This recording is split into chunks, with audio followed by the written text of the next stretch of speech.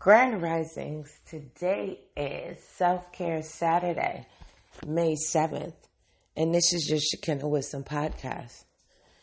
Today, my lovelies, is Self-Care Saturday, and as you know, this is the day when we care for ourselves, when we pour into us. Self-care is very essential for your health and well-being. One product of self-care is evolution. That is your ultimate goal. How do you evolve yourself? And evolution is something that does not happen overnight. It's a gradual process, but once you start evolving, it's kind of addictive because you like the momentum, you like the growth, and you like the results of the growth. The one thing that's constant is change. And how are you embracing that change? What are you doing? Is your change reflective of you not changing? Right? If the changes that you make reflect no evolution, then that means you have to elevate and you have to do something different. You can't win in life if you always have up your defenses, if you're always blocking out energy, if you're carrying envy and jealousy towards people, then that means that you are not filled within yourself. There's no reason on this planet why you should be envious and jealous of anyone on this planet. Remember I told you you got the job of you because nobody could fill that role better than you could? So how could you even possibly be envious and jealous of someone else's lot? You don't know what that individual went through to get to where they got, and you're envious. You want to go through that tough patch to get there, and you don't know what a person is going through in life. So you could be envying a person that is struggling and not really doing much. So that's like all wasted energy. When you could be building yourself, living out your own dreams.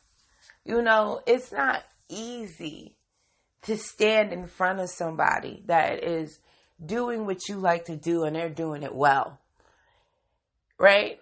However, it only becomes uneasy when you are fixated on your external world more than your internal.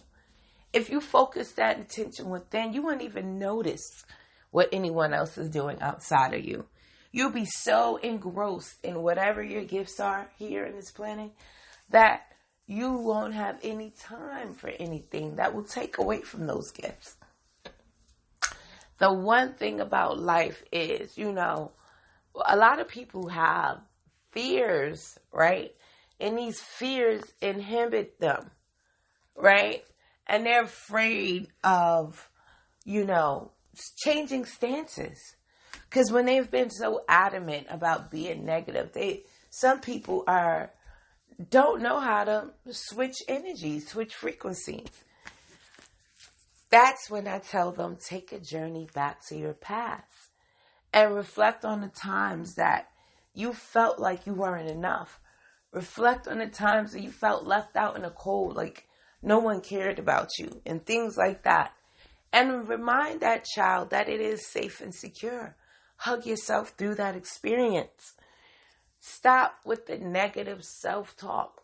See, that chatter that you have going on in your head telling you can't do that and that someone's better than you or someone thinks they're better. That chatter, silence it. If you're going to draw in the true love that is supposed to be in your life, you have to love you first, right? You're that first true love. You are your first true love, right? Because you always allow you to know what's going on. You care about you. That's why when there's danger, what do you get that feeling, that scary feeling that something's not going to be right? That's because you love you. You care about you. And you need to find someone that matches that level of care that you give to themselves for themselves. Because when a person cares about themselves in a healthy way, they're going to show up healthy in a relationship. They're not going to be takers. They're not going to be chronic givers. They're going to be whole. They're going to be moving in a whole fashion. And, and it's not an overnight process, like I said. But, when you are operating from the energy of temperance, that you want balance in life, right? Know that that is going to be yours. Why? Because you know how to put down your guards when necessary, and you know how to raise them, right? There should be a distinct difference between the person that you're dating or interested in and the other people that you interact with. It should.